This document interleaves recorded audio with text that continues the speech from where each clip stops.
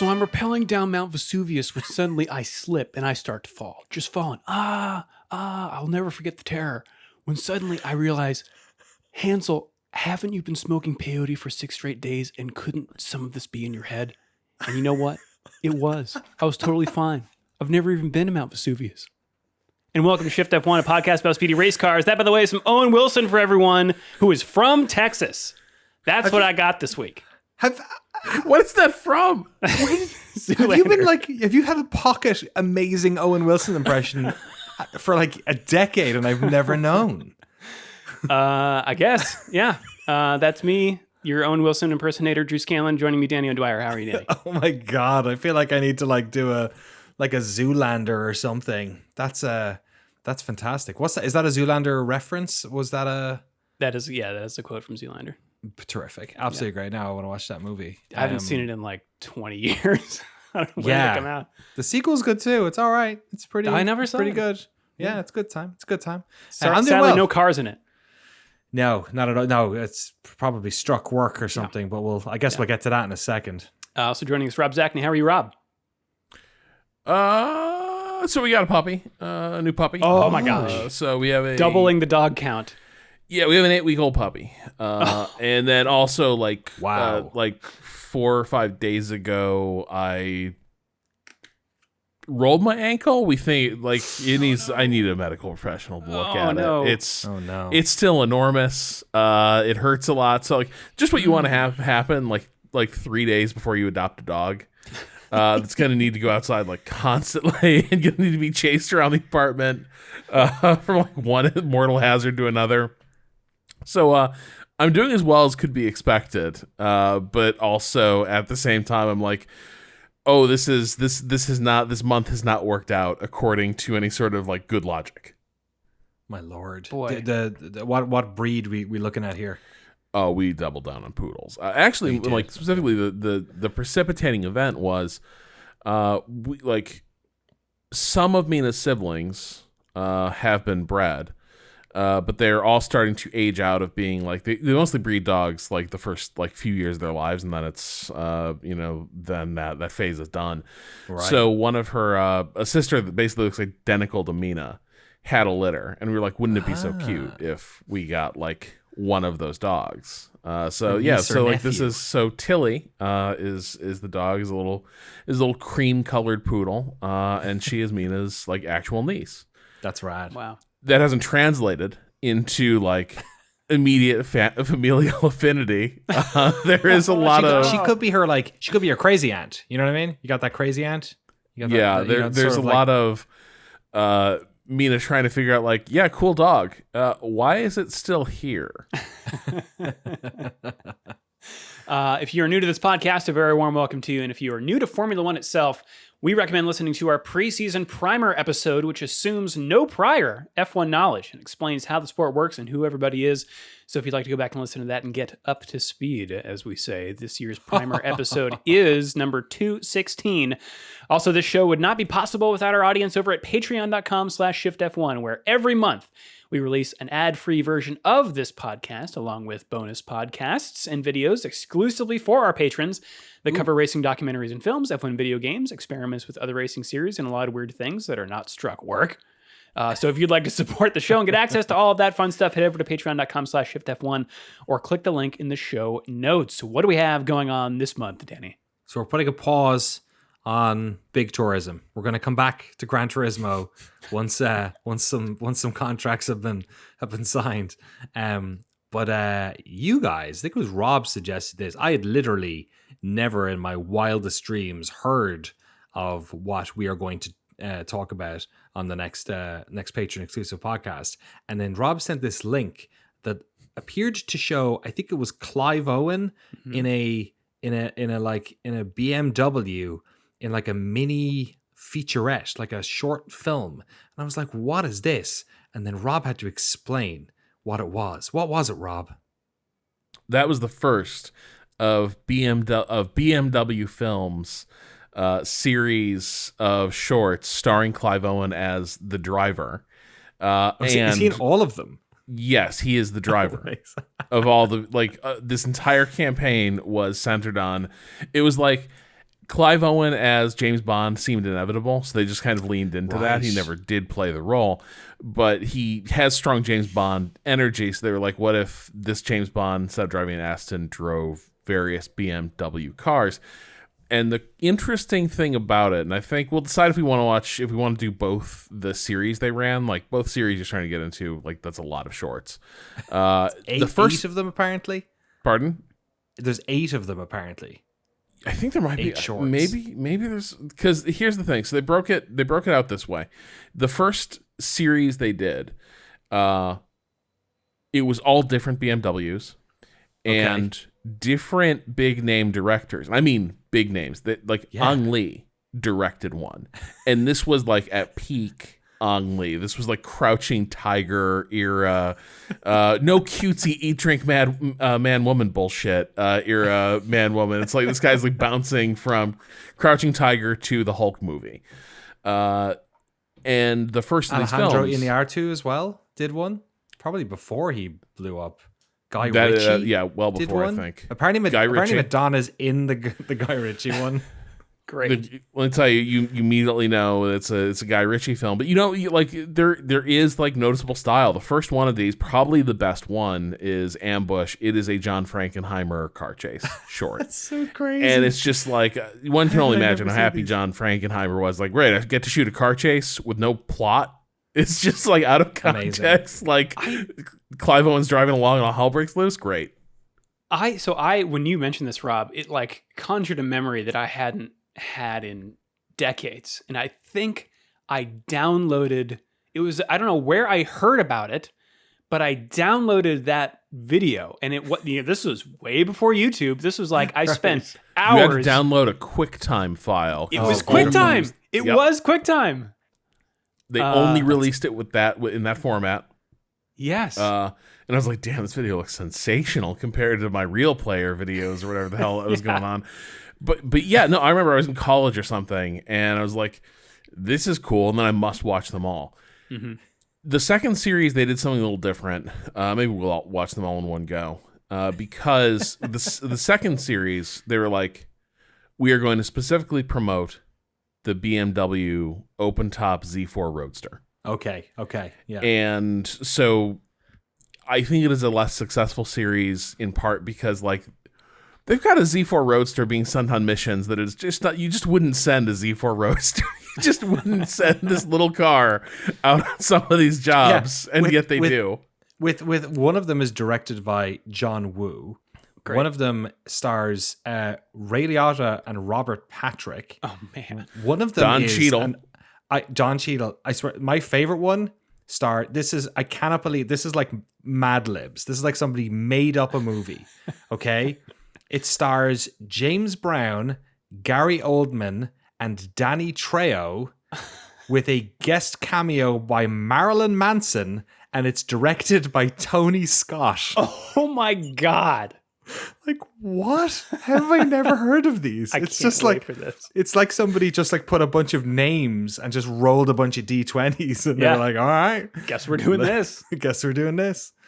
So I, for one, cannot wait to go check out those BMW commercials. We'll see how many we cover on the next Patreon exclusive podcast. And of course, a massive thanks to all of our incredible title sponsors, Get Rich or Die Ryan. I like that. That's a good one. Agave ATX, Cyphus Training, Turf SCS at Team Blackjack, Michael Maves, Gordy's Army at Talking Autos, Olivia Evans, TelemetryDuck.com, FTC, James Andrew Perla Adams, Drew Stewart, Bailey Foote, Abdullah Althani, Jason Chadwick, Abraham Getchell, The Space Above Us Podcast, $, Snigs, Alex Goucher, Max Faltar, Circuit Demon, Troy Stammer, Umberto Roca, William Rumpf, Irvine Clinical Research, Lachlan the Madden Man, Jason Kelly, and M Squared Racing welcomes Ellie. Fantastic. Is that $, the patron formerly known as Bunny Crimes? It is indeed. Bunny Crimes likes to keep me on my toes. It is a symbol. It is not the word $. No, they literally just put a $. Bunny Crimes likes to keep me on my toes. They like to ensure that I'm not committing crimes of not updating the list every week. I try my best. You know who is committing crimes, Danny? Bernie Ecclestone is committing crimes through Scanlon. How's that for a transition to the news? Absolutely terrific. I saw this in The Guardian last week, and I guess I had forgotten that this was happening. We sort of It's hard to keep up.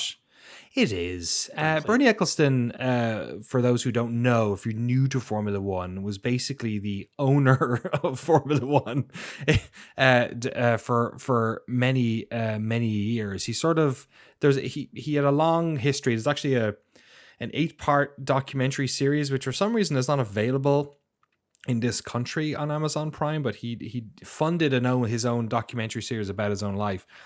Which was filmed in 2020. So if you want to know what about Bernie, go check it out. But part of that is because over the years, he was involved in several sort of controversies. He was sort of a controversial figure, real rags to riches story guy who like sold cars in the East End and ended up becoming, signing a Concord Agreement, getting all that sort of stuff done and becoming the owner and operator effectively of Formula One in the modern era.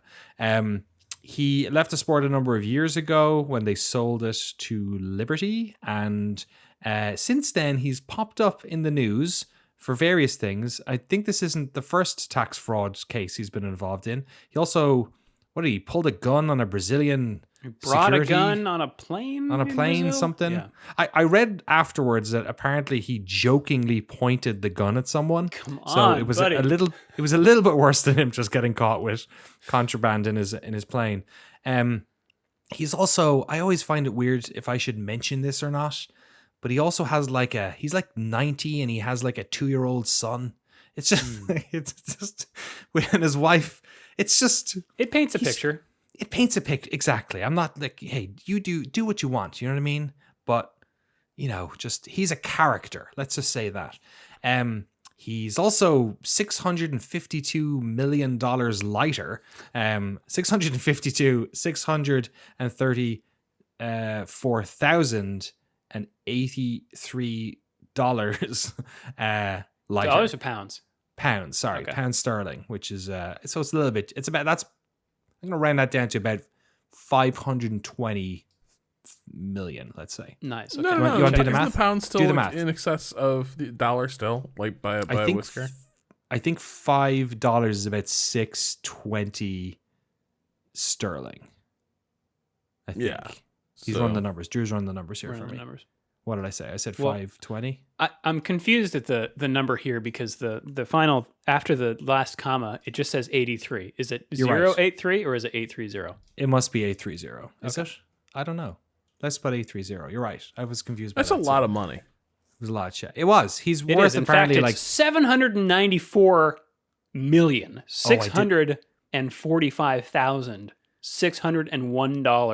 $794,645,601.96. I'm bad at math. I did it the other way around. Yeah. It's almost I was like, $800 yeah. million. It's a lot of money. He's worth about $2.5 billion, apparently. So that's a sizable chunk. And this all comes from a $400 million trust that he had in Singapore that he basically wasn't telling the British taxman about.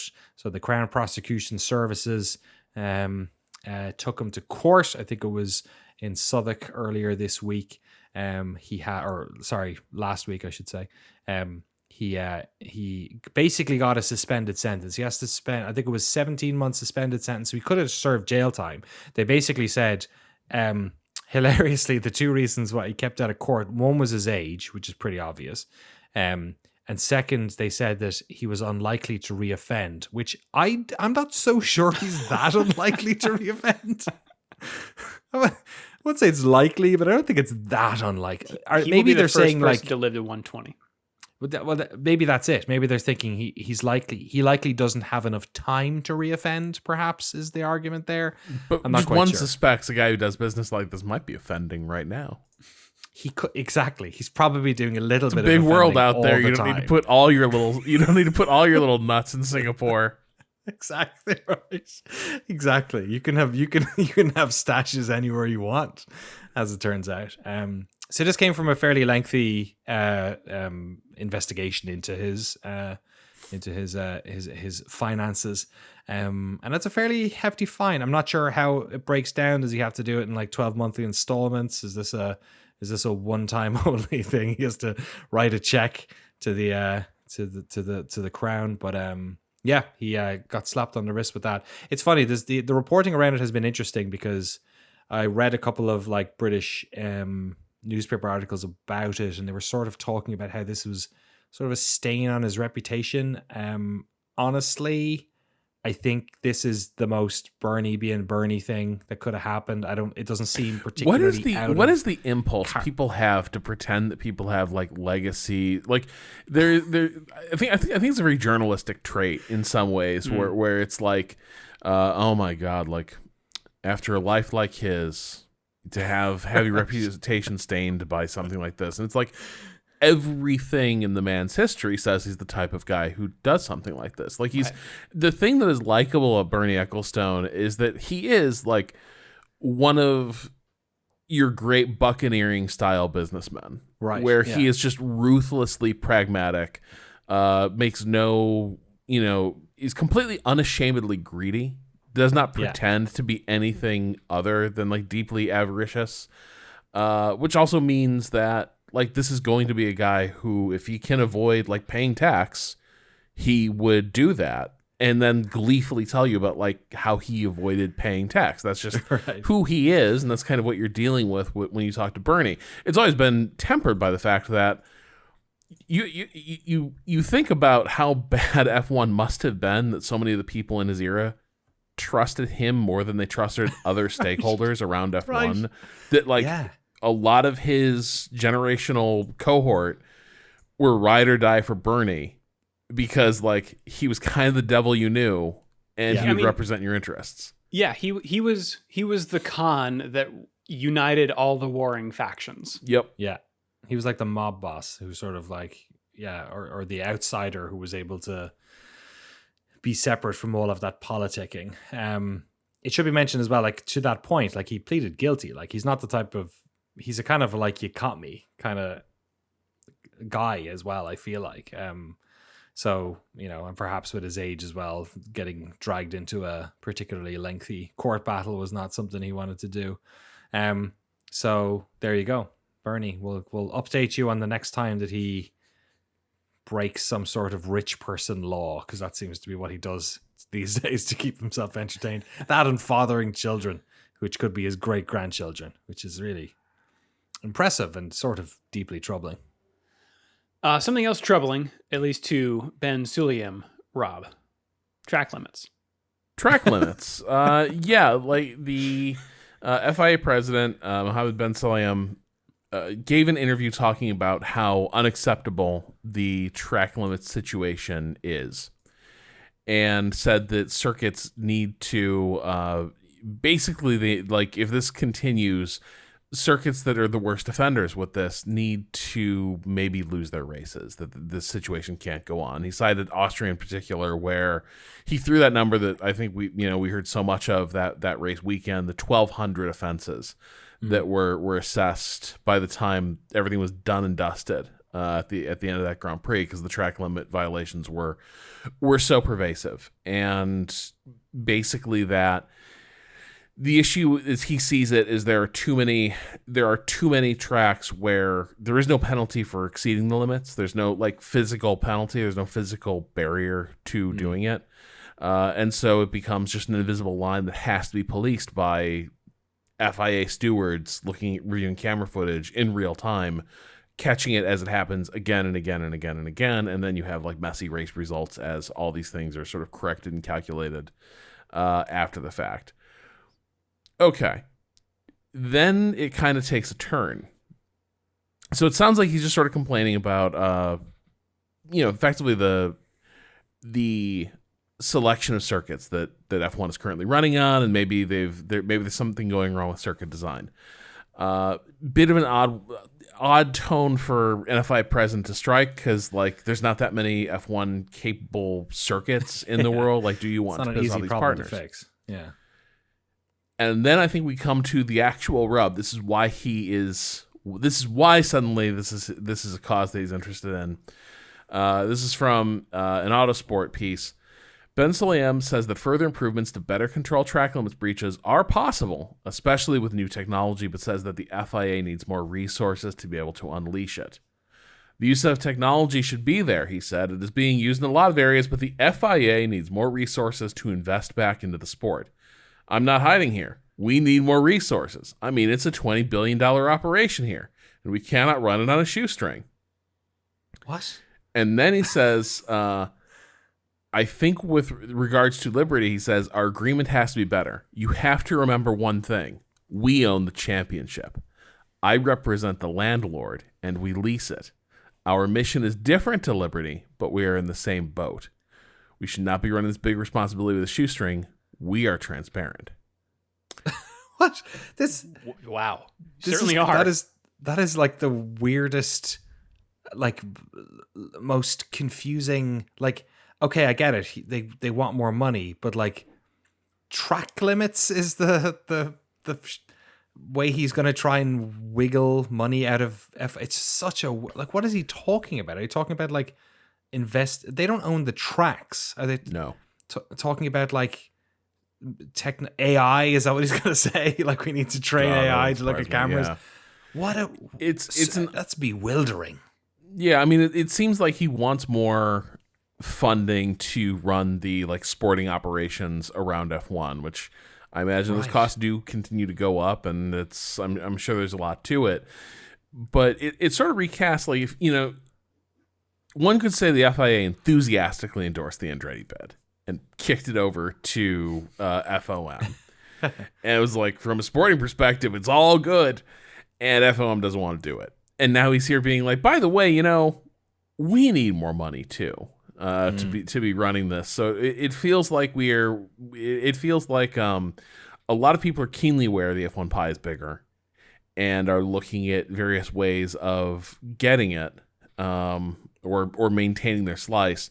And ultimately, the only party that has shares to dole out is Liberty, right? Like, ultimately, that is going to be the thing, is how much just is going to get hoovered up by Liberty. I guess the other thing, though, that strikes me here is the track limit situation is, it is a bit silly. Like, lap after lap gets deleted. It seems worse with the new cars. It seems bad with the way tracks are designed. But it's also like, we're all pretty clear that we ended up in this position because, like, consequences for going off have tended to mean crashes, right? Like, we ended up here because we started designing circuits where sort of the minor routine errors for putting a foot wrong wouldn't end with a car like sliding across 150 feet of grass and gravel into a wall. Yeah, right. Or just getting beached and then like, oh, the car's out. Exactly. Not just for safety, but also for the show. For the show. Yeah. It seems a little contradictory to be like, we need to create consequences for going off. And it's like, yeah, you can do that. But like, then you are comfortable with, okay, we're going to build in a certain number of like, hopefully low intensity accidents into the sport, or more cars being disabled during the race. But I don't think, I'm not sure there's a, have your cake and eat it situation here. He throws around like, well, we could change the curbs or put in different gravels. Is there a groundswell of annoyance about track limits? I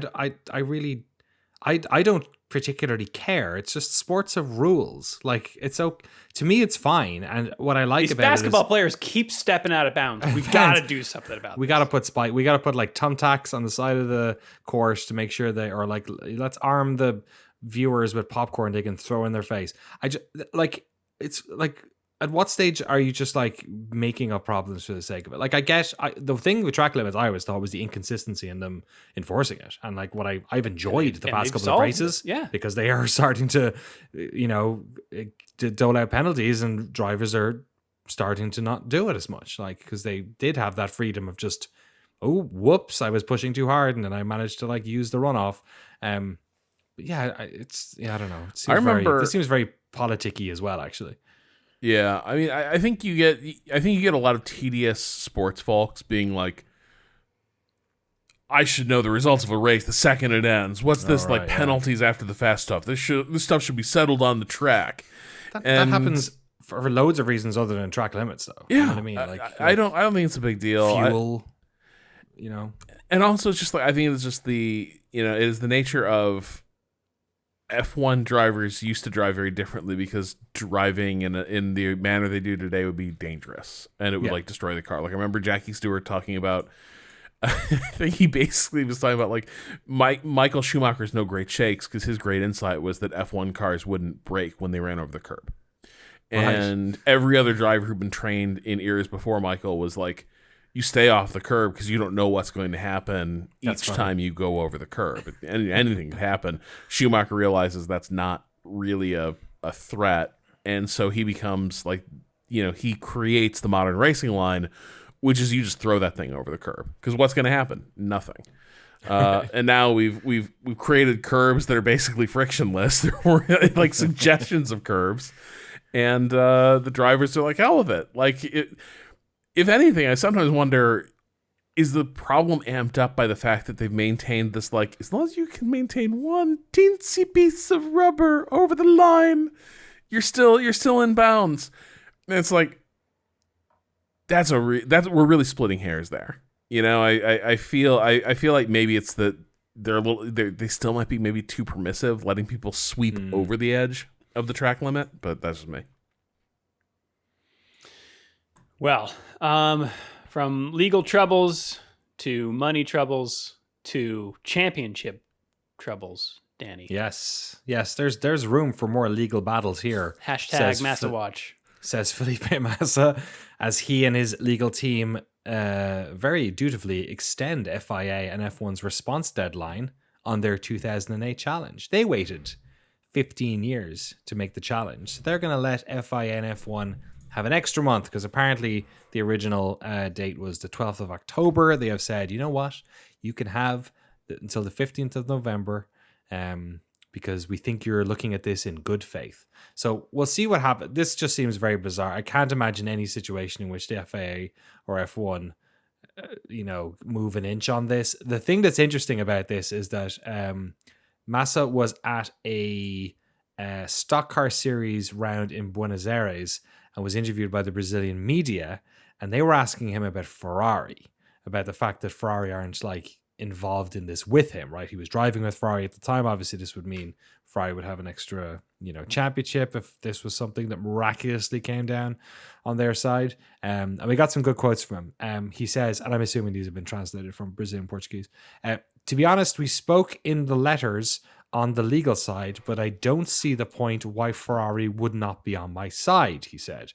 Because we lost the championship, they took away the championship from us, from me and from Ferrari. When you hear Toto Wolff speaking about 2021, Ferrari needs to do the same. Ferrari needs to fight for the best of the team, and I don't see really Ferrari away. Yeah, and I don't see really Ferrari away from the manipulation which happens to me. For the moment, they didn't really say, okay, we get together. I think they are waiting to see what's going to happen.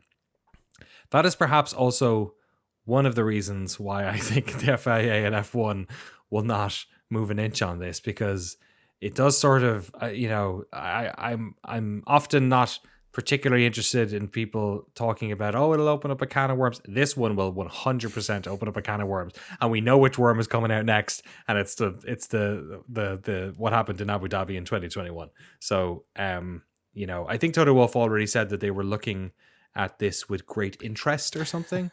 I think there's one. I agree. I think nobody wants to open this can of worms, but I do think there's a material difference, which is everyone knew what happened at Abu Dhabi immediately. Like everyone, everyone's like, that's weird. Drivers in the car being like, that's weird. People had a sense that like Singapore was weird that year, where Little Pickett crashes his car. But nobody knew for sure what had happened until some considerable time had gone by, and then it all comes out. I remember when I was looking at this, it sort of emerged in stages. That like it was coming out in stages across that year. But yeah, like I think the important difference is F1 had a chance to sort of decide how it was going to handle Abu Dhabi. The accusation here is that you had Max and Bernie being like, We just don't want to. We don't want to open. We do not want to look at what's behind this curtain, and they didn't until they were forced to by the story emerging from the Pickett family later. And so, I think there's some merit to this from the standpoint of his allegation is that they should have vacated the race result by their own rules, and they didn't because they were engaging in a cover-up. The issue I have with it is the butterfly effect nature of this. Whereas, like, if that's what they had done, then when they had made that decision, ultimately everyone would have made different decisions from then on. So, like, how can you litigate against, Hamilton winning, especially considering he won it by such a whisker in the last race and the last turn? How can you possibly say that it would have been Massa's championship? Because everything would have been different. You know what I mean? I'm with you. I think it's hard to. But the question is, sometimes I wonder what is in this. Like, sure, probably a monetary settlement in part, right? Some of Bernie's, billions should go to Felipe. He's just pleading guilty right now, Massa. Just go for it. Part of it might also just be like, damn it, I deserve an asterisk. Like, should he have been an F1 world champion? Probably. Now, is that more Ferrari's fault than really, even with the cover up? The Ferrari blew that race. It's Timo Glock's fault, man. That's whose fault it is. It's like, if he could just get those tires to get past one more turn, we're not having this conversation. God damn it, that's true. That's true. That car looming out of the rain, but yeah, it's I have a lot of sympathy for the challenge because I think at the core of this, it's that whole possession is 9/10 thing where it's like, well, yeah, there was a little bit of fraud, but what are you going to do? We've built a whole bunch of shit on top of this fraud. You can't ask us to go back and fix it now, can you? Yeah. And you find out years later that happened. It's like, I think somebody should. Because talk about butterfly effect. Can you imagine being Felipe Massa? Again, you hear that interview. You hear him being like, yeah, we knew day of. My God. And the butterfly effect of your life, the sliding doors moment of like, he is crowned F1 like drivers champion at the end of that year, narrowly winning a spirited battle with Lewis Hamilton in an epic rainy race in front of, you know what I mean? Yeah, and he's not getting stuffed in a locker within a year or two by Fernando Alonso. Maybe he doesn't end up in a Williams. There is not an F1 fan in the world who, even Hamilton fans, would have loved to have seen Massa win a championship. Maybe not that year because of what happened in the previous year, losing it himself just barely. But you can't talk of a more popular, asterisk that could be put on one. But yeah, I don't know. It's just fascinating that I'm very interested to see how it ends up. I don't think much is going to happen with it, but it's been fascinating to follow it. We will stick with it. It's a real what if that we don't often get to do in F1. It's a fun sort of mental exercise. So I've because does Hamilton become Hamilton? Because the years got very lean after that. Yeah, right. Like what happens next? Yeah, like your whole trajectory changes if you have that. Like you're an F1 champion. It extends your career. Opportunities open up. Does Hamilton become the driver who always bottles it? Mm-hmm. You know what I mean? Who can never stick the landing. He messed it up 2 years in a row. Does he lose confidence? Does the team lose confidence in him? It's interesting. Well, we will keep you posted. 3 quick hits here. Number 1, Daniel Ricciardo is back in the U.S. Yeehaw. Yes, August 25th is when he had the accident at the Dutch Grand Prix and broke his hand.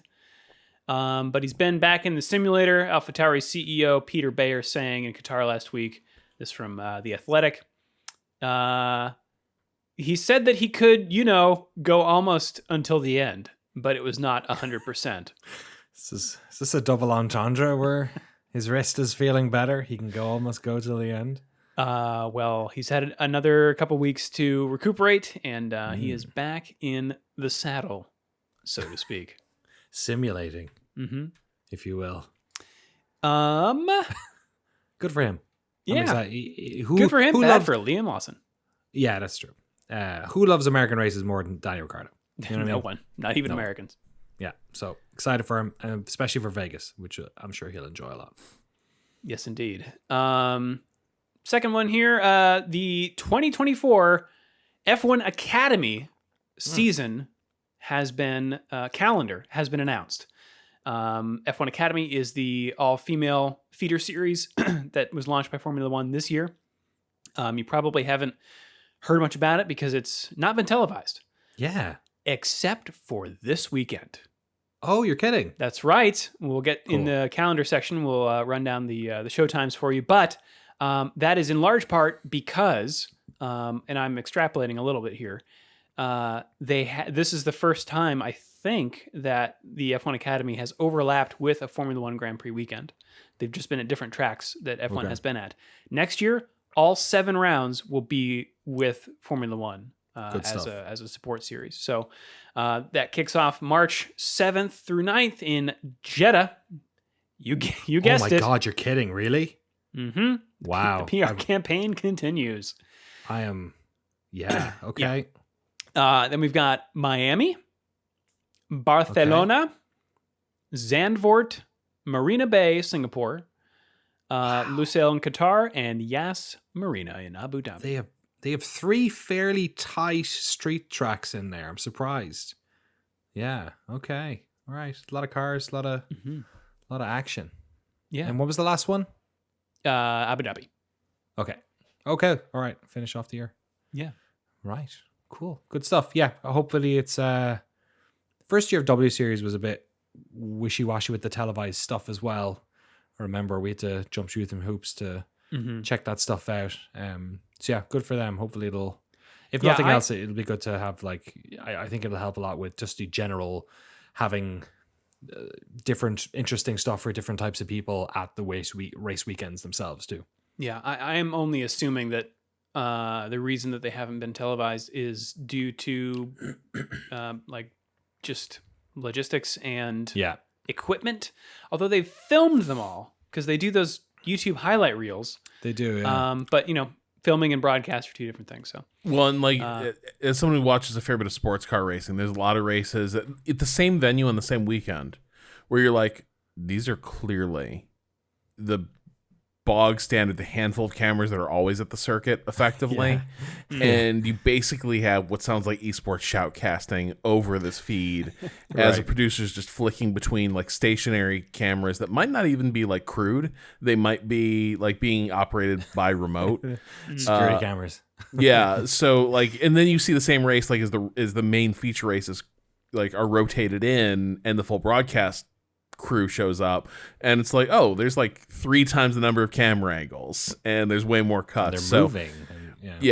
I think it's the fate of a lot of these more entry tier races that you kind of end up being well, there's always cameras around on a circuit on a race weekend, but is there necessarily a to your point an actual broadcast ready solution for it? But that being said, nothing stopping you from,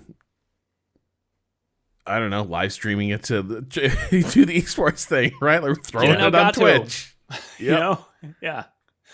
I should also mention that so they're also new for next year, and we'll kind of recap this before it kicks off. There will be 5 teams that aren't F1 teams. However, a lot of them are F2 teams fielding these F1 Academy teams. 10 of the 15 drivers will be in liveries that match Formula One teams. Yeah. And 10 of the drivers will be nominated by F1 teams.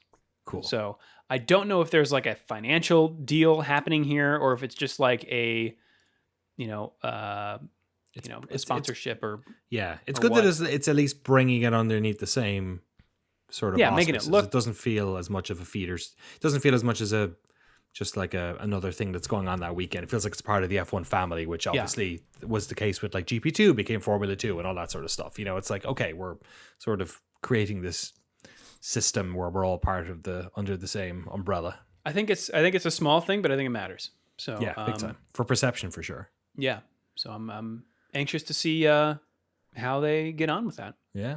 And the final news story here, speaking of things to watch for a Patreon episode, Disney Plus, this kind of came out of nowhere for me, is releasing on the 15th of November a documentary series about Braun GP,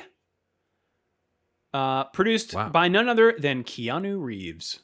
Is this from the same people who did the BMW thing? They just rolled some more dice. They're just like, all right, here we go. What we got, folks? Is Keanu free? Bring back BMW films to tell the story of Williams BMW. There we go. Yeah. Man, that's interesting. So it's all about Jensen Button's fantastic championship-winning season. Yeah, I'll read this little recap from racefans.net. The story of how Honda's departing F1 team was purchased by Ross Brawn for just £1 Great Britain pound and re-entered the championship, winning both titles with Jensen Button and teammate Rubens Barrichello. To think if Bernie Ecclestone paid his tax, he could have bought 652 million Brawns. What a shame. I know. I remember Jensen gave an interview for Beyond the Grid like years ago talking about how wild that season was and how it's kind of underappreciated. And hearing him tell it, like what I remember is that Braun GP had kind of like, they figured out a little sneak attack on the rules and they cruised. They just dominated through the season and they just cruised to a championship. What I had forgotten and what Button sort of points to point out is that like they only had this one shot. Like they did have an advantage coming into the season, but they had no money and infrastructure really to build on that advantage. Like they had the car they launched with, and then there weren't really many upgrades coming. And so the whole season turns into kind of a white knuckle affair because you are just watching the teams like the actual well-heeled teams in the sport just like quickly figure out like, okay, we can make a blown diffuser. And then we're just going to, we can take it to these guys. And so you're just watching your advantage just like erode week by week as you're trying to get this thing across the finish line. So it like there's a lot to that story. I'm really excited to see a documentary about it because it is such a wild thing when you think about where they all get completely blindsided at the height of the financial crisis of, you know, the manufacturers bailing on your whole program out of the blue, and you're going to try to do it for 1 year for yourselves. That's pretty cool. It's cool. I think like, you know, for folks who weren't around with that, it would be the equivalent of like if next year after, you know, whatever regulations or little tweaks here and there, suddenly like Haas was like leading the championship and you're just like, oh crap. Okay. And like, can they stuff it out? And with a driver who was kind of like, he was young then, but he wasn't like a championship winning driver. He wasn't like, he wasn't this phenom that had come into the sport that was like everyone else wanted. Like it was really like the real kind of right place, right time. Yeah, an underdog story of underdog stories, and one that I've only really heard mentions of. You know, I know kind of the story. I think I listened to the same episode you do, Rob. But I'm really curious to see a whole documentary about this. And by the way, it is in the United States, also on Hulu. Cool. November 15th. All right. November 15th. Yeah, I'll check that out. Yeah. And that's it for news. We're going to take a break, and then we'll be back with the track walk. The track walk, Danny, in the U.S. of A. Here we go. Deep in the heart of Texas. Is it? Is it Austin, the heart of Texas? I feel like Dallas. It's maybe a bit more. It's kind of it's in there. I guess it is in the middle. Yeah, San Antonio. Dallas. There's a lot of regional weird Texas politics, but like, oh yeah, Dallas is like, what if the richest people in the world turned an entire like metro area into a big shopping mall for themselves? Yeah. Like so Dallas is kind of like very corporate Texas, but it's kind of a city devoid of like actual authentic history or culture from. Yeah, like, I'm not a fan of Dallas necessarily. I don't think anyone likes Dallas. Yeah. I've been there I was in Richardson, which is just north of it, for id Software base there.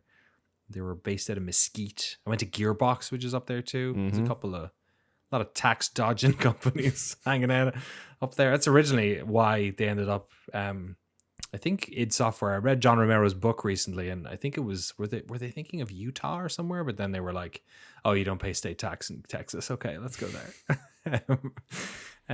How is that? Should I read that or Masters of Doom? Oh no! Read the Romero book is amazing. No, I think the Romero book. All right, casts two different opinions here. Well, I always thought Masters of Doom was kind of bullshitty. I always thought it was like, this is somebody who just talked to some people and they're filling in the gaps. Romero, the thing about Romero is that he has like a crazy good memory. Like he has like, I don't know if it's photographic or something, but he has a really amazing memory, and which is sort of like known about. If you talk to people who worked with him, they'll like, oh yeah, he'll remember like a line of code he wrote 20 years ago and he'll tell you it. But the other thing is he had a crazy upbringing. Like just, he's part native, part Mexican, but he grew up in like impoverished. Like a lot of his family were involved in like crime as a result of just how poor they were. Like, so it's a fantastic. I absolutely loved it. And the audiobook version, he narrates himself, which I think is really cool. Okay, so I really derailed this podcast. You were talking about. Sorry, yeah. We're talking about video games, but here we are now no longer talking about id Software, creators of Doom, Wolfenstein, and Quake. We're talking about Circuit of the Americas in Austin, Texas. Great track. One myself and Drew have been to. One many of our listeners have been to as well. I know. We've been here now 11 years. 2012 was the first the inaugural season of it. It felt like it was being built forever. It was all these photographs of that incredible hill going up to turn one. When it was when the first race happened in 2012, it was the first time we'd had a race in America since Indianapolis in 2007. And the American F1 project had been this real hit or miss kind of affair that, sometimes you had a couple of years here, a couple of years there, a couple of one-offs here and there. But it was always felt like it was a bit of an outsider. And COTA was a real project for F1 to basically stamp their ground or establish a sort of a home base almost for Formula One in America. It was being built as a Formula One track. Herman Tilke, the famous track designer, built it. It's been known as, or designed it. It's been known as a Franken-track because it does take some of the most notable elements of some European tracks, or I should say international tracks actually, in its design. Most notably, the end of Sector 1, which has these crazy sort of like fast turns, has been likened to Maggots and Beckett's in Silverstone, and also the S-curves in Suzuka. The arena section that happens around the start of Sector 3 has been likened to a similar sort of stadium section in Hockenheim. Great place to sit as well. I know myself and Drew were there. Turn 15-ish, I think. Yeah. What year were we? Was it like 2016, something like that? Yes. So whenever Taylor Swift performed. We saw Taylor Swift. Was it Green Day on Saturday and Taylor Swift on Sunday? Sounds right. I think it was something like that. They were really trying to get people to bring their partners to the races, I think was the vibe that they were going for. That was the only concert she put on that year. It was what I know. My wife was incredibly jealous. So yeah, but also I think it sort of, to call it a Franken-track, sort of undersells some of the more unique aspects of it as well. I think sightline wise, this is one of the most interesting circuits on the calendar. You can see it not just in person, but also from the television broadcast. You can see the other side of the track from lots of different places. Turn 1 is just a fascinating F1 sort of novelty. It's uphill, crazy uphill. It's like 10 stories up, I believe. Yeah, a relatively blind chicane. You know that camera shot? Hairpin, sorry. That camera shot that's like looking from the back of the grid at all the cars lined up. Here, the track moves up in the background, and I think for a lot of it, you can't see the crest of it. It breaks the frame. It's like they're driving into a wall. Yeah. It's wild. Yeah. It's very, very cool. and a sharp turn at the top. And then also the final 4 turns I always find really interesting. After that arena section, you've got this sort of like multi-apex right-hander, which has the sort of American flag, sort of like red and white lines blazing off around the edge of it. And 2 like kind of fast left-handers after that. Certainly 19 is very fast, and 20 into the start finish straight.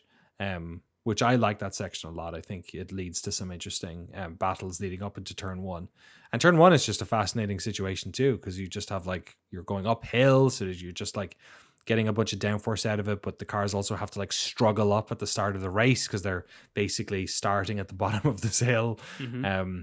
It makes for a very fun track. There's 2 DRS zones. They're super obvious where they are. The only 2 straights on the track. It's huge. Back straight, and then the one going up the hill, and that's it. And we've had a bunch of really good races here over the year. 56 laps, 5.5 kilometers, 3.4 miles, pretty standard lengthwise. But yeah, I like this. Coda's a fun track, and it also happens at a time of day that I appreciate. Yes, indeed. Speaking of stars and stripes, just wanted to point out Haas have a America themed livery. They sure do. I think they got some kid in Forza to design it, I think.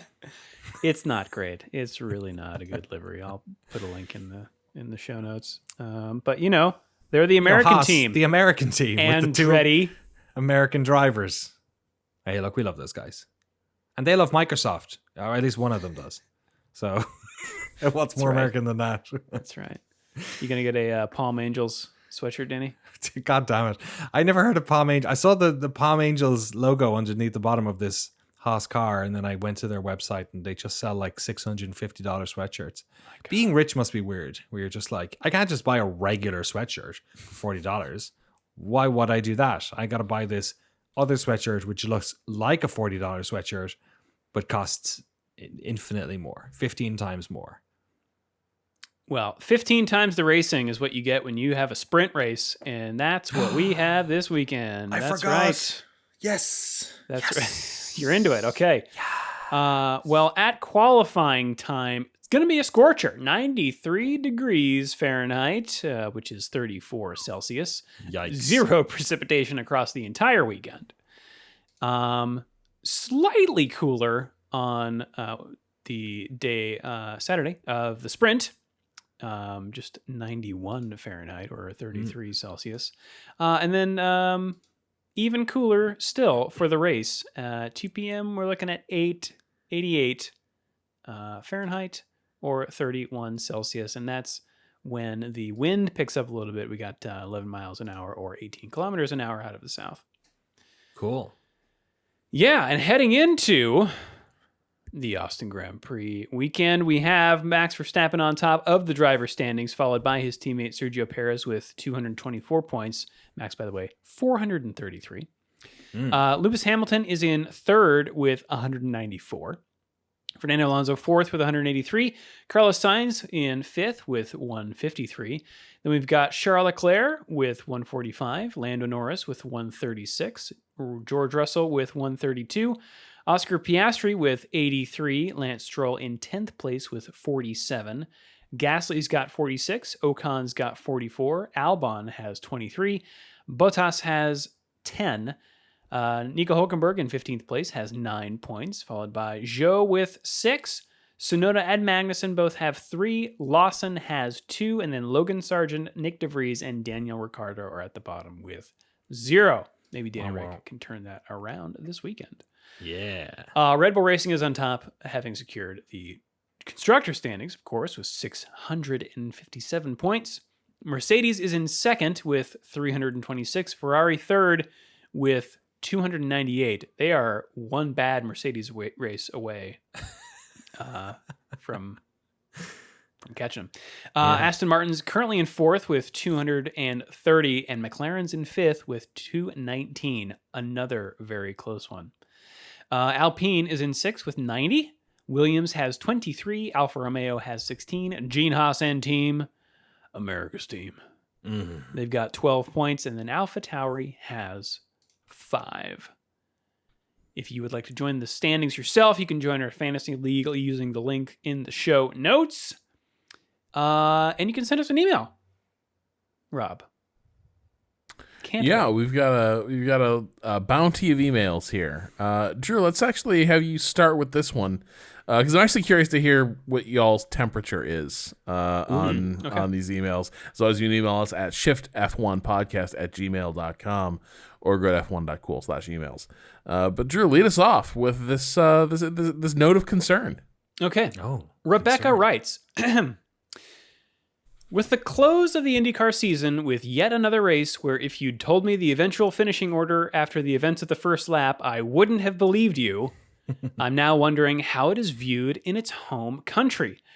I've been watching Indy for a few years now and think, while not perfect, it has been genuinely more entertaining than F1 in that time. But as a European looking across the pond, there are some things that cause alarm at the general health of the series. News stories like Indy 500 winner Marcus Ericsson having to bring a budget to the team. The series not racing at bigger domestic tracks like Circuit of the Americas, Watkins Glen, and Daytona. And looking at Twitter, the IndyCar account has less than 500,000 followers, fewer than Wrexham Football Club. Well, special circumstances there, but you know. I know a little bit about the Champ Car /IRL split and history, but wanted to know, what is the temperature of the room like over there? Thank you, Rebecca. Yeah. It's kind of a weird one. I remember IndyCar being on TV, like on ABC, very watchable channels. Like on weekends, you'd be channel surfing, which is a thing people did. And you just come across race cars and, oh, cool. IndyCar. Sure. I know a few of these names.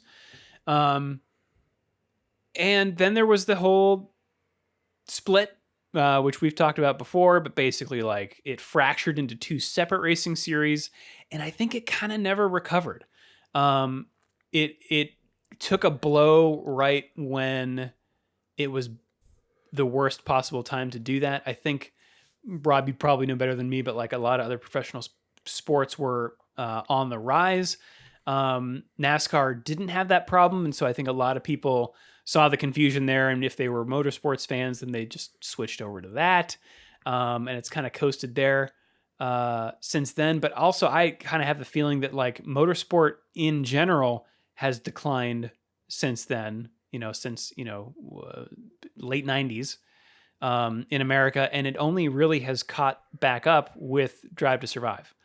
And I don't know why that is necessarily. Maybe, I don't know, the national, I don't know, zeitgeist, the culture just kind of shifted in a way away from thinking that cars going around tracks are cool. I don't know.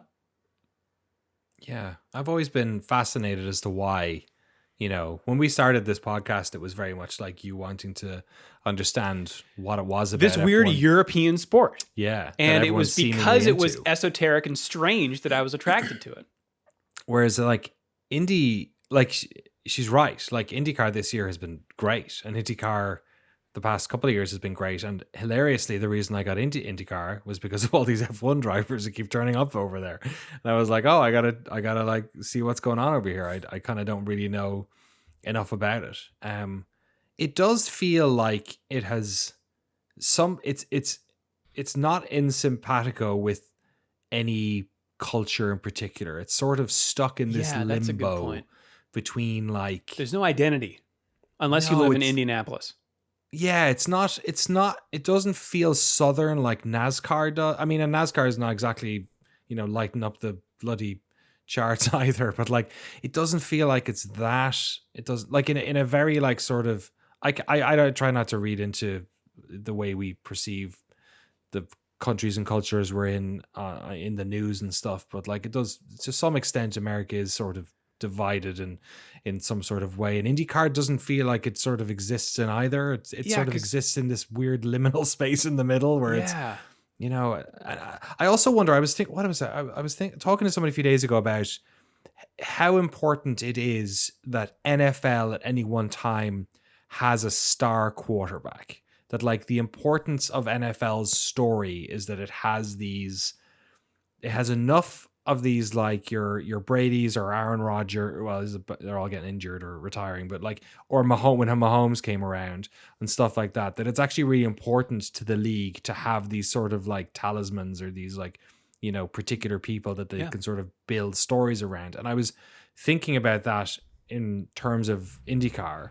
and how, and maybe it's just me, but it feels very, I don't know, oddly European with a lot of the drivers who were in there. It doesn't feel very necessarily. Well, and none of them are American. A-listers, right?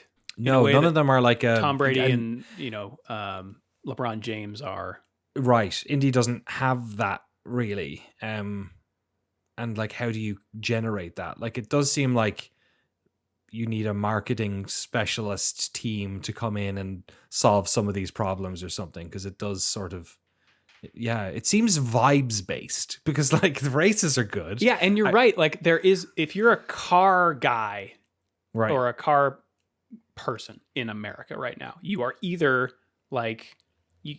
I feel like, and I am not a car person, so I don't really like grain of salt here because I don't really know these cultures honestly very well. But like you're either like muscle car person, like love my V8. Or you are, I guess you could be a truck person as well. Right. Or like a tuner, right? Yeah. And like, you know, drifting maybe.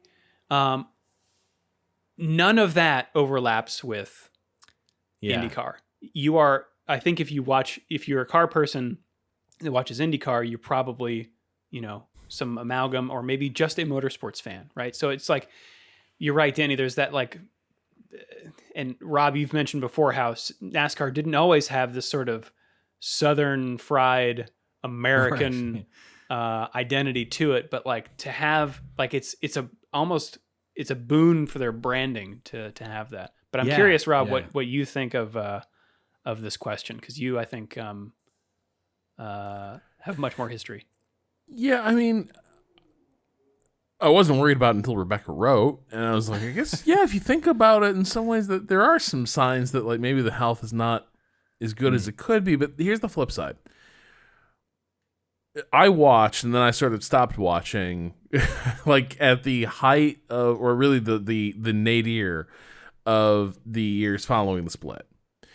And the sport in that era felt like at any moment, some big bruisers with like guns on their hips would roll up in tow trucks and start hauling away bits of the racing series, where it would just be like, we're repoing this car, we're repoing this trailer, like just mid race. This sport, like, it felt like, imagine an entire series of those 3 doomed entries into F1 those many years ago, right? Like Manor, Caterham. It was all, you're looking at the cars like, where's the sponsorship? Like these things, this looks like unpainted just a white car frame. Yeah. It was bad. The sport, by comparison, still seems on an upward trajectory from a very low place. And I think that's kind of the story I tell myself, which is that it is small, and there are signs that it's still kind of a, you know, maybe it does in some ways operate on a wing and a prayer a little bit, but by and large, it seems like teams are still investing more in the sport. A number of teams invested more in infrastructure this past year, so it seems like people are not looking for the exits out of Indy. So I take that as a good sign. I think you're both right. Like IndyCar, I think the vibes IndyCar has gone for is that like it's good times, it's good vibes. This is why like probably the most viral social media property is like Bus Bros, which is just like these guys hang out, they have hijinks, they shoot the shit, they're besties, they travel the road. Right. Family friendly fun. You think that's yeah. And I think it's genuine up to a point, but it means that it doesn't have the A-lister cachet of F1, where it's like we're racing at these venues and it's all like exotic sports cars, A-list celebrities. You just don't get that vibe as much, and you don't have the big bombast of like NASCAR at its peak. Who was Dario Franchitti married to? Is it Ashley Judd? Yes, but I believe they divorced. Is he really? Yeah. Oh, okay. I think they may have divorced. But yeah, like, so you don't get that as much. But I think for me, it's like, if I were running IndyCar right now, I think this, you kind of have to tell yourself, we're putting great races on pretty much every race weekend. We have a banger. We have some of the genuinely most exciting and interesting drivers in the world. People just don't know yet, like, how good it is, but it, like, slowly it is growing.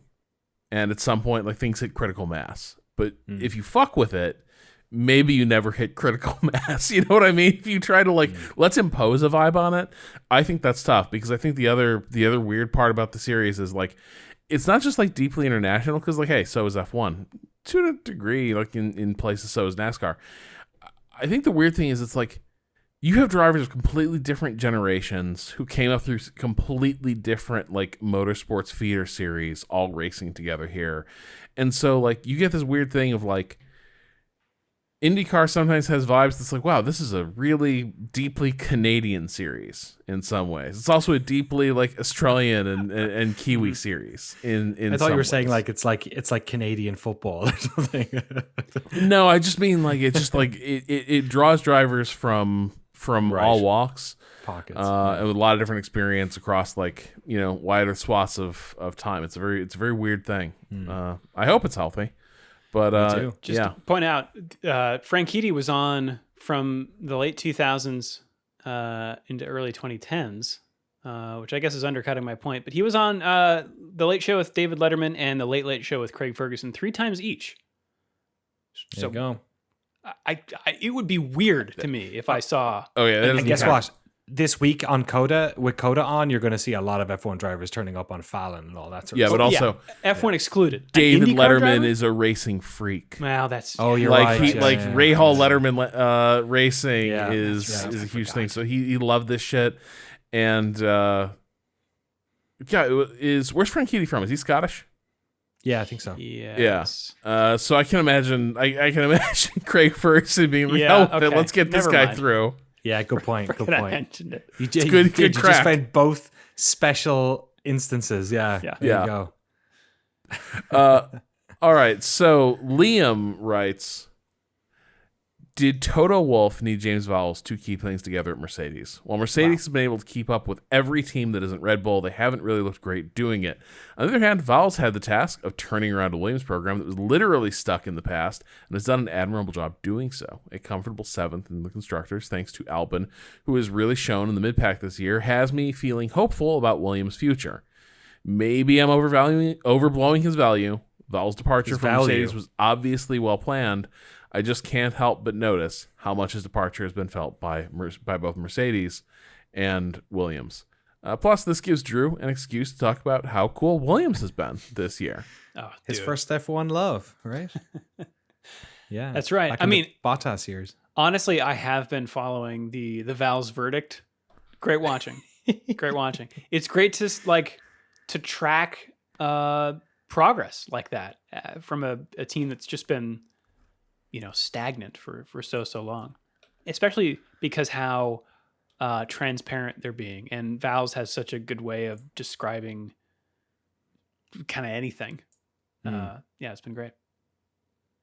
Yeah, it's always, I think there was a lot of eyes on this, like similar, or we've talked about Braun as well. Like, I feel like Ross Braun was another one of these. When we'll see him go, and will he be able to spark the magic everywhere he goes? And like, the reality is that, like, it doesn't always happen that way. There's often, and in fairness, well, why am I blanking on the gentleman's name who went to Williams in the second series of Drive to Survive? Who was it? Who he was let go after 3 or 4? Paddy Lowe.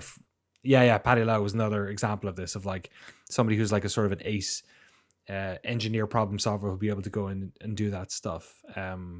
It's easier perhaps maybe to scratch up a little bit from the bottom than it is to remain at the top. Maybe that's like a bias that should be sort of thought about there, or at least acknowledged.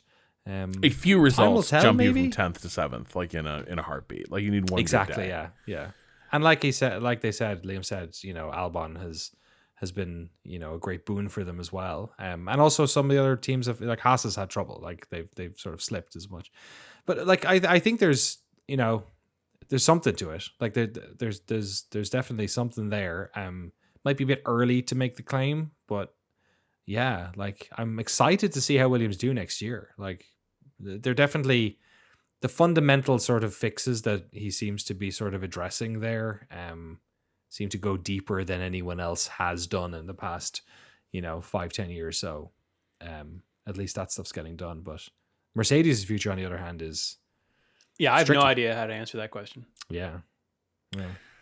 I think for me it's like ultimately I don't think Vowles is an aerodynamicist, and it seems like a big part of the problems begin in that department over at Mercedes. But there is the broader problem of like leadership teams at organizations as complicated as F1 teams are.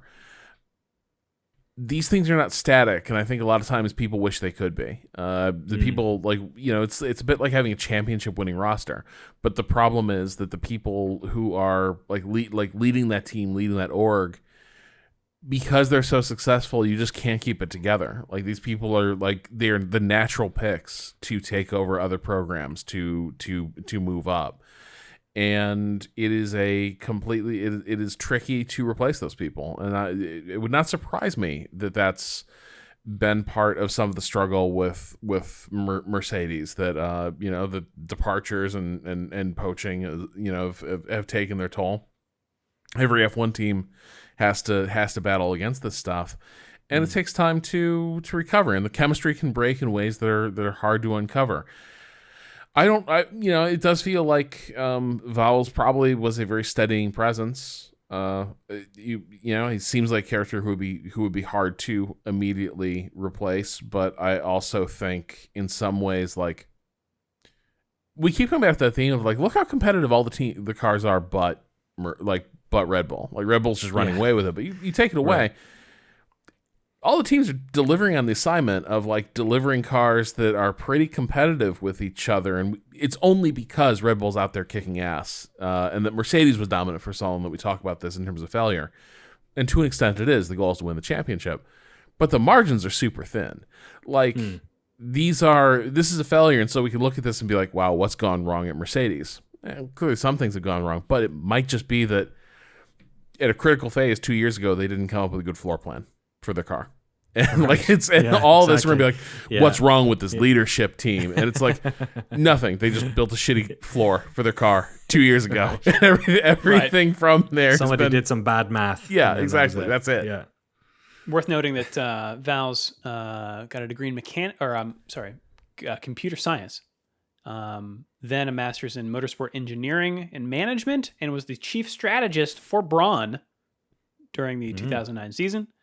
And then was the chief strategist and motorsport strategy director at Mercedes. So you're right. So he did a master's in F1 management. Motorsport engineering and management. Okay. From Cranfield University. Wait, I need to go to school. Sorry. Was that an American saying crayon, or was it? CRAN.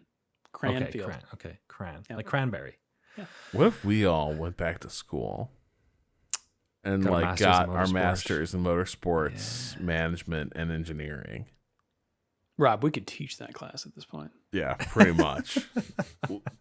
looking at the comments we get and some of the reviews we get, I think everyone agrees. Yeah. Everyone knows this is the Formula One podcast for experts. Yeah. Let's take that, layman. Speaking of layman, Daniel writes in. Great name, Daniel. Love it. Hi, guys. I live in Singapore and a massive fan of F1. So I attended my second Singapore GP this year. And it's always a breath of fresh air for an F1 event. Note, I have also attended 7 GPs at COTA for comparison. Whoa, all right. It's not even close to Singapore. It's a 16-hour flight, but I like it. No, it's Texas. It was even further, 20. Insane. Someone got a job transfer. Yeah, you're right. Yeah, from Austin to Singapore. Perfect. First of all, for visitors traveling here, you can use Apple Pay on all buses and trains. Sweet. To get to the track within 15 minutes from anywhere in the country, and no queue to enter the track. I had access to the pit lane on Thursday where Valtteri Bottas ran over my foot on his bicycle and didn't apologize. I also got to speak with Andre Stella from McLaren. Wow. About the big upgrades before any of the action on track. You could tell from his excitement that he was quite happy. And while I was talking to him, Zach Brown called his cell, so I let him be. Wow. This rubbing is elbows. Right? And toes on bicycle wheels. Yeah. I had seats in the main grandstand all weekend with access to all walkabout zones where we were able to stand against the barriers for practice nearly 5 feet away from the cars on a DRS straight. During qualifying, I had full internet on my phone, well enough to stream F1 TV and follow the action on track, and Lance Stroll crashed right in front of us. It was quite loud, and the crowd went pretty silent from the moment of impact. Wow. Of course, the race that followed was amazing, with 4 cars in it to win it at the end, and we all got to celebrate the first non-Red Bull win of the year in front of the podium. FYI, I also attend Sail GP in Singapore last year. Sail! And had a great time. Check out our Patreon exclusive podcast on Sail GP. I was talking to somebody about that today, about Sail GP, because of it. Anyway, this is me talking, not the other Daniel who sent the email in, who lives in Singapore. Now we're going back to Daniel. Tickets were only $30, and you are free to meet with the teams, and the big screens on the beach show the action quite well from the helicopter view.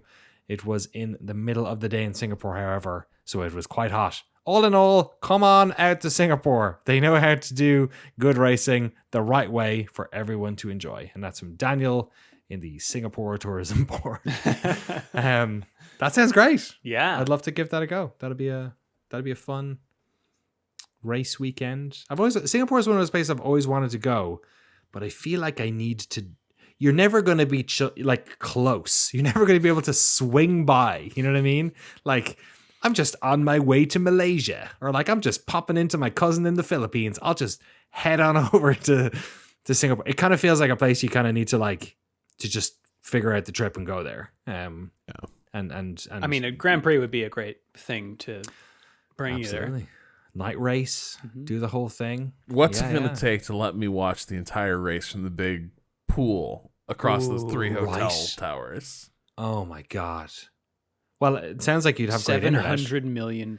Yeah, probably. I think that's a pool of plutocrats. I think that's where Dave Lang watched the race from when he went. No, I'd be drunk as a lord up there, like 100 stories above the city, watching F1 from my pool. Night race. Yeah. That's a good time. Thanks very much, Daniel. Appreciate it, man. That's a fun time. Panu writes, I kind of hate to even bring this guy up anymore, but having Will Buxton as a part of the F1 TV crew is starting to really make me feel uncomfortable. I love F1 TV and most of its hosts, and I can even appreciate the energy that Will is often able to bring to his shows, but man, does he seem to be weirdly out of touch about some things. After we saw so many drivers clearly suffer from the extreme heat conditions in Qatar, people naturally started to be wondering whether they should have called the race off or if the race should have even happened at all. I'm not necessarily saying that there's an easy answer to these questions, but Buxton's reaction to them on Twitter was just baffling. He went to go on about triathletes pushing over their limits and how F1 drivers are elite athletes at the top of their game. Basically, he kept romanticizing a dangerous thing people were genuinely worried about. I get that there are a lot of people who have a hard time seeing celebrities and athletes as actual real people. Buxton, however, is one of the lucky few people who gets to interact with F1 drivers almost on a weekly basis. I get that sometimes when talking about F1, you want to help build a certain fantastical feel to it, but as safety is such a core thing in F1, it's kind of terrifying for me to see how one of the faces of Formula One reporting is discussing this whole thing. Anyway, thank you for the podcast. I especially enjoy all the random moments when you find yourselves pronouncing occasional Finnish names and locations. He wasn't the only one, in fairness, as well. We should also mention it was a Martin Brundle who was... Yeah, I don't think we got into it last week, but what's very funny is on our Discord, I saw people have the same conversation we did in the pre-show, like bringing up Jeremy Clarkson, where it's like, is Brundle turning into Jeremy Clarkson on the Sky broadcast, like before our eyes? another Tory voter. Yeah, it's. I think I would once again. I don't. It's like it's hard, and I don't need everyone in the world to think everything the way I think, but I do. This reminds me of what Drew said last week about the thing. Just why even say it? Like, what are you like?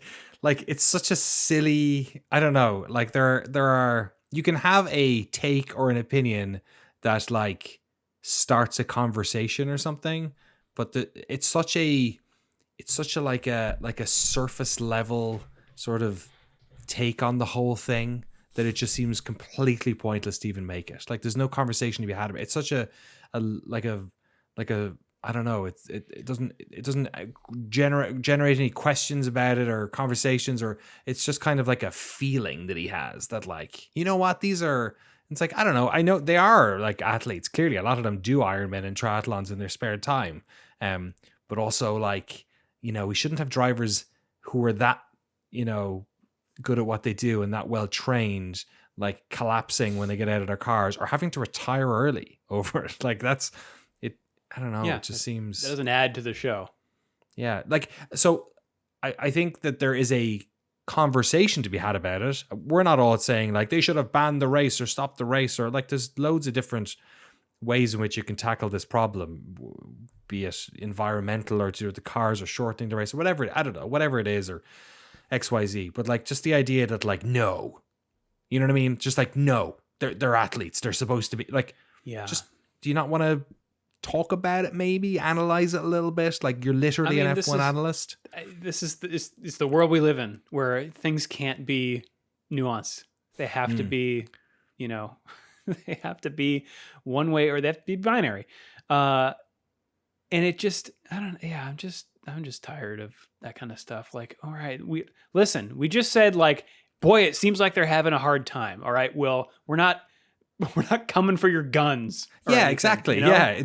Yeah. I don't think anyone, exactly. I don't think there was this like big, like, oh, they should have like, can't, like, sure, like Pandu's saying that in the email, maybe. I don't think there was this big, you know, wellspring of support for that idea in the time. I don't remember that, but it was concerning. You know what I mean? And well, nobody knew how bad it was in which we are after the race. Always, like, I think people had the natural reaction of like, should we have done this? Should we have like gone?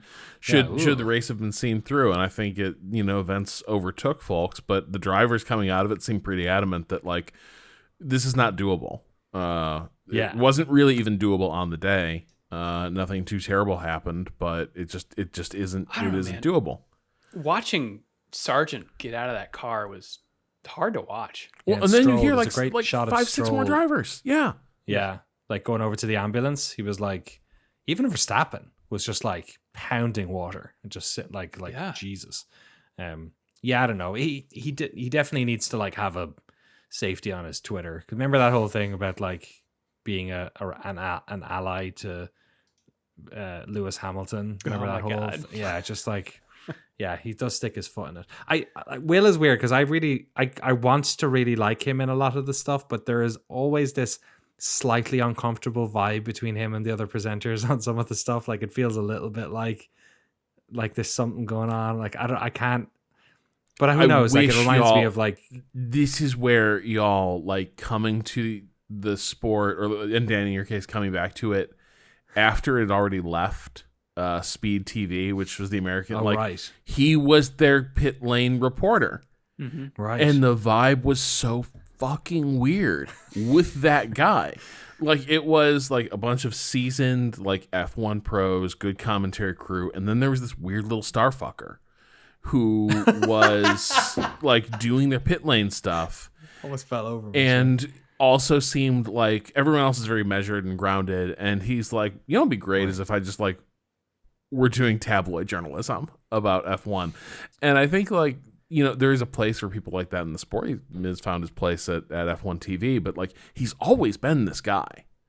Right. I've never felt like I can appreciate what he does and his enthusiasm seems very genuine, but I've sort of come around on like, yeah, actually I think I know why I don't like that guy very much. And I think it was evident from the start. Like it was just always palpable the way this guy was going to relate to the sport. it's funny. I think I have a magnetically opposed reaction to me doing that, because, and I know me and Drew have talked about this, because working on video game websites where people are always like, oh, those two don't get along. But they, you're hosting a video on a website and they're like, oh, they, or this, imagine this podcast, if people were like, oh, Danny doesn't like Drew or something, like. So in my head, whenever I'm watching media, I try not to do that, because I've been on the other end of misconceptions like that a lot. But as much as I have continued to do that, I still feel that way a little bit. I'm like, ooh, like, I hope they all get along. It's like watching sort of divorced parents hang out and just be like, you guys are cool now. There's no like subtext here, right? We're cool, we're okay. But it's hard to tell, you can't be in someone's brain. So I don't know. I feel, weird about it. Well, if you want to get in our brains, you can send us an email, shiftf1podcast@gmail.com, or f1.cool/emails. You can also hit us up on the socials using the links in the show notes. That's us around the internet. Should we take it around the world? Let's race around the world. Hey, yeah. MotoGP is at the Phillip Island Grand Prix circuit. Oi, get off my island. Shut up, Phillip. Once a year. We have DTMs this weekend. Oh, is Phillip coming? I miss him. Maybe. If he arrives at the Hockenheimring in Hockenheim, Baden-Württemberg, Germany. Oh, genau. Do we have any listeners left in Germany at this point to be offended?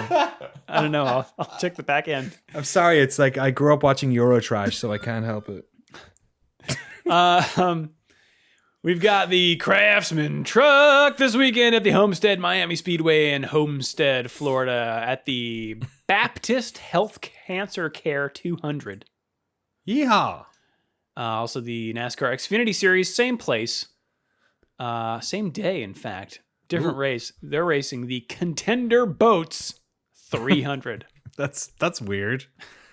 Yeah, it's a different vehicle. You ever seen a boat on a NASCAR track? It's pretty wild. No, tune in on they USA. Should do it. There is this, God, what's it called? There's this YouTube channel I watch every year. They would do this one race where it was like a destruction derby, but it was a trailer destruction derby. So they had like RVs, like camper trailers behind them, and it was a figure of 8. But I was just imagining them doing a race with boats. I think some of them had boats.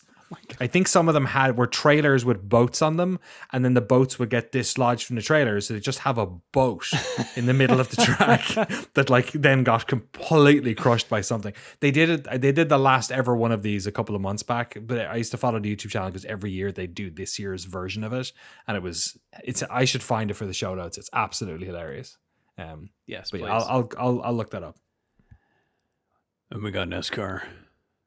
Oh my! Also at the Homestead Miami Speedway for the Forever 400 presented by Mobile One. I think you know how to spell forever. It's the Arabic numeral 4 and then in all caps EVER.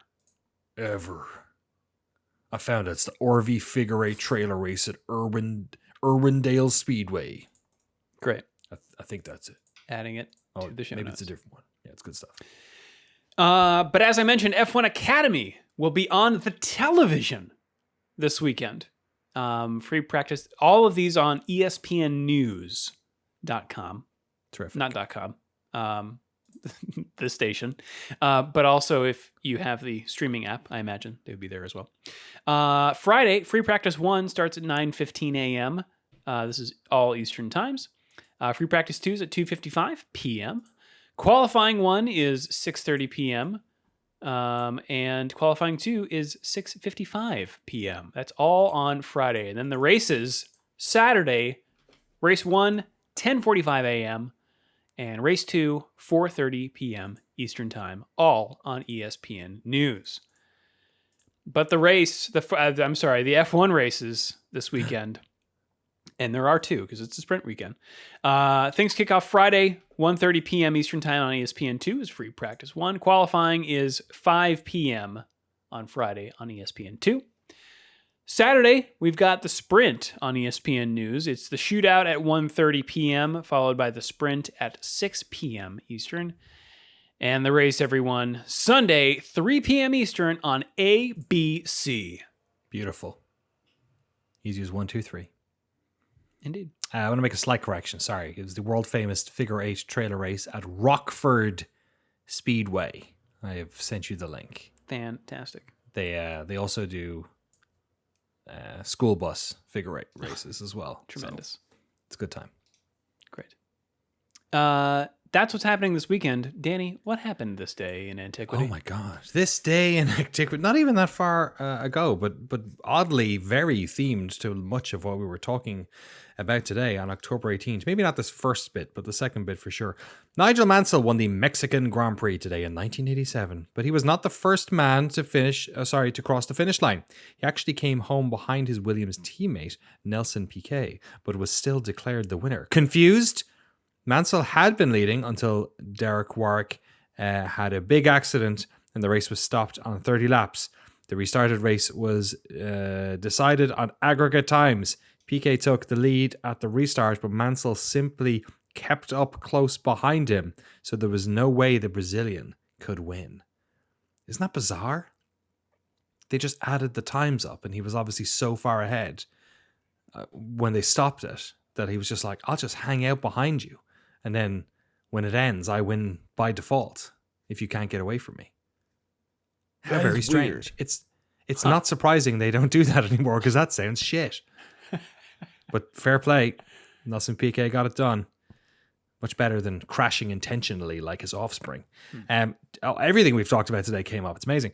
Jenson Button sealed the most unlikely world championship in F1 history at the Brazilian Grand Prix today in 2009. How about that? We're just talking about it. Just 10 months before the Englishman was without a drive after Honda quit the sport. Ross Brawn rescued the team and was spectacularly rewarded when Button's 5th place secured both the drivers and constructors title to cap an amazing double in Brawn GP's first and only season. So basically just spoiling that series that Keanu Reeves is working on. There you go. I just gave you the Wikipedia synopsis of the whole thing. I mean, it's basically been entered into legend at this point. I want to see what is true about it. So I'm still, oh my goodness. Oh my God. Everyone now, if you're listening to the podcast on YouTube or on not YouTube, you need to come to the YouTube version right now to see this adorable puppy. Dear Lord. Wow. This adorable puppy was just handed to me. Because she peed all over the fucking bed. Does she have any thoughts about it? Oh, beautiful. Now she's licking your head. She's like cleaning your ear. She's cleaning my ear and also trying to chew through. Now she's chewing my finger, but she's made a few stabs at chewing through bits and pieces of headphone today. Okay, yeah, no, those teeth are sharp. It's they're so delicious. I don't blame her. Wow. Well, Rob, what is your new puppy think about heading back to Austin? I think it feels like everything is pointing toward probably not a lot of drama at the front, but I'm very curious to see how the rest of the field does. Like, I think that the battle for second, across both championships is still an interesting one. All right, Danny, final thoughts. I have YouTube TV now because I'm a sicko who wants to watch 4 NFL games at the same time. Yep. Yeah. All right. Rob's in the same boat. I am looking forward to having Red Zone in one corner and the Formula One race in another. And who knows what games will be in those other 2 boxes. Oh God, it's going to be like Back to the Future 2. It's perfect. I cannot wait. It's going to be a good time. All right. Well, if you would like to support the show and get access to all of our bonus episodes, the ad-free version of the podcast, and the official Shift F1 Discord, you can do so over at patreon.com/ShiftF1. Have a good race weekend, everyone. We will see you all next week.